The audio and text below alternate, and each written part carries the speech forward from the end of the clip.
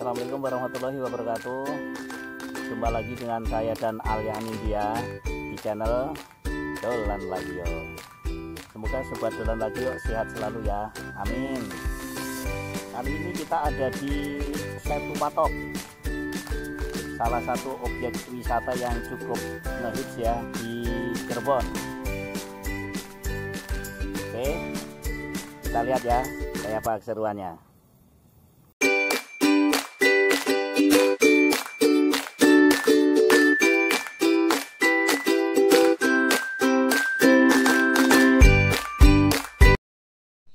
Setu Patok ini terletak di Desa Setu Patok, Kecamatan Mundu, Kabupaten Cirebon.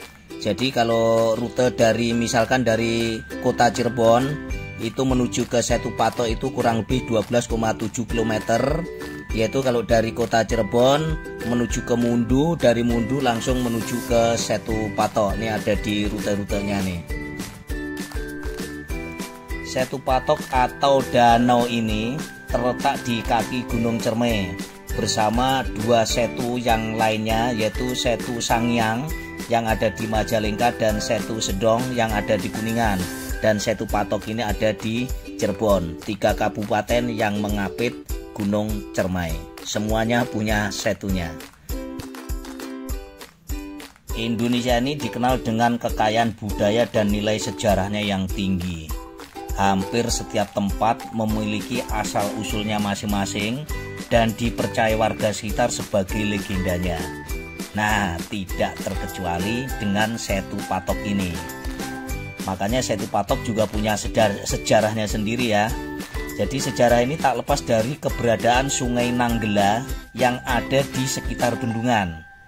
Jadi konon nih, menurut cerita, dulunya kawasan ini sering terkena dampak banjir dari Sungai Nanggela. Nah, hal inilah yang menyebabkan di daerah Setu Patok itu atau yang ada di sekitar sungai menjadi langganan banjir saat musim hujan.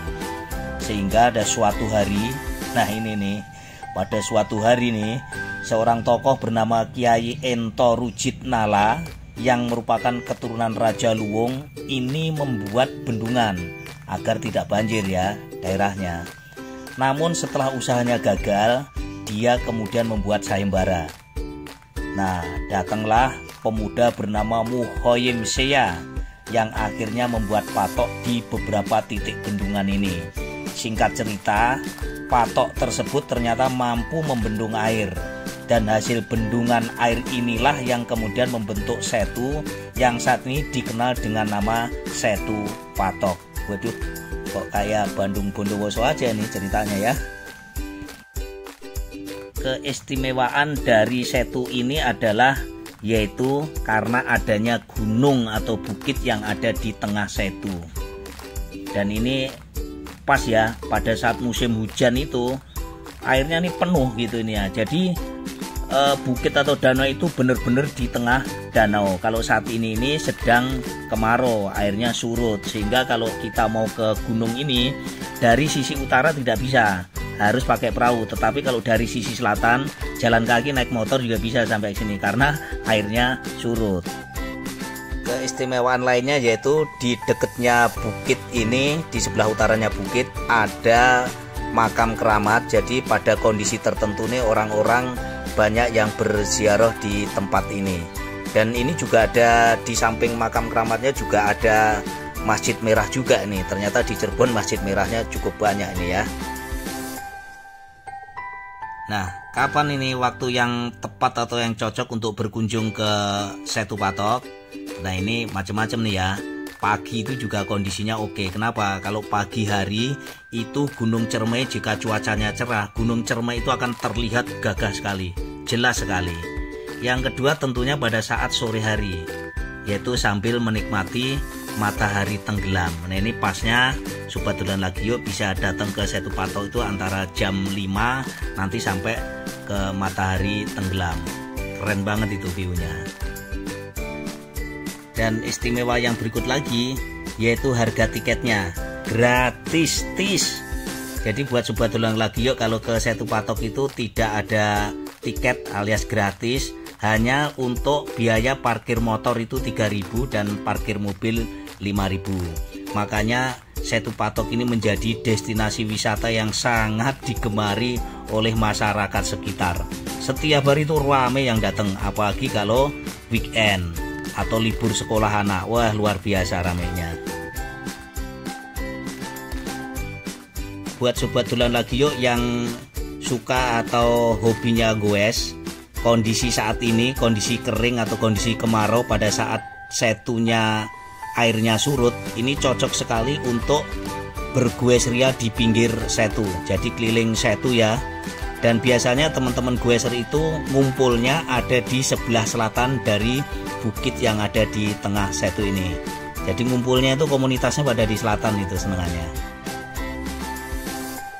Nah, pas kondisi surut begini, sobat dolan lagi itu kalau berkunjung ke Setu Patok menggunakan motor misalkan, itu bisa langsung mendekat ke dekat bukit. Jadi langsung dari sisi utara bendungan langsung masuk, itu ada jalan setapak ke sana, motor bisa tuh sampai sana. Kita nikmati suasananya di situ. Dan di sebelah utara bukit itu juga ada warung yang jajain kopi. Jadi kita menikmati keindahan alamnya sambil ngopi di situ. Selain itu buat sobat dolan lagi yuk, jikalau setelah berwisata ke Setu Patok ini, sobat dolan lagi yuk bisa juga melanjutkan wisata ke Telaga Langit atau ke Bukit Cinta Antigalau.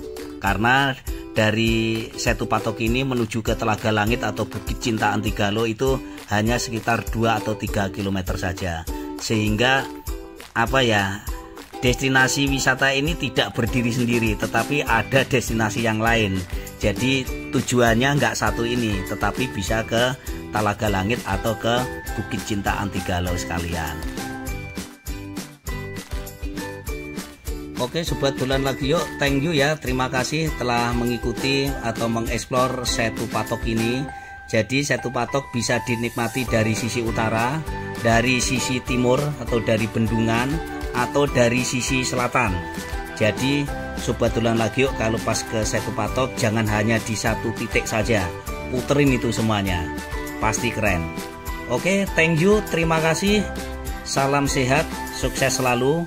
Assalamualaikum warahmatullahi wabarakatuh.